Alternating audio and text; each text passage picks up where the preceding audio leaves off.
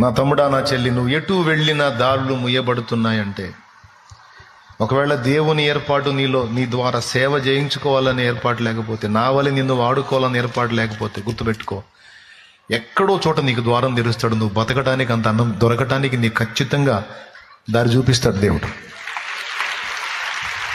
నాకు స్పష్టంగా తెలుసు. ఒకవేళ సేవ పిలుపు నీ మీద ఉందనుకో, ఏర్పాటు నీ మీద ఉందనుకో, నీకు డోర్లన్నీ క్లోజ్ అయిపోతాయి. క్వశ్చన్ మార్క్ ఒక్కటే ఉంటుంది, నీకు ఏంటి ప్రభువా? అదా ఏంటన్నావు కదా, ఇప్పుడు చెప్తాదా, నువ్వు నా పని చేయాలి నా కుమారుడా అంటాడు. అప్పుడు నువ్వు నాలాగనే స్టోరీలు ఎత్తుతావు. అప్పుడు దేవుడు అంటాడు, నమ్మలేవా అని నన్ను అంటాడు. నమ్మితే అడిగే. ఏర్పాటు నీ మీద ఉంటే ద్వారములు ముయ్యబడతాయి, గుర్తుపెట్టుకో. ఒకవేళ నిన్ను ఆ విషయంలో ఏర్పాటు చేసుకోకపోతే, ఇంకొక దానిలో వాడుకోవాలనుకుంటే అటు ద్వారాలు తెరవబడతాయి.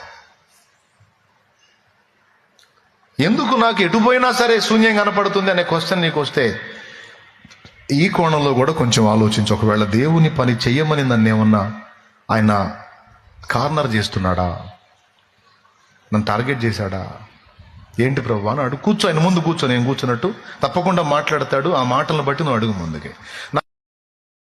Download ShareChat.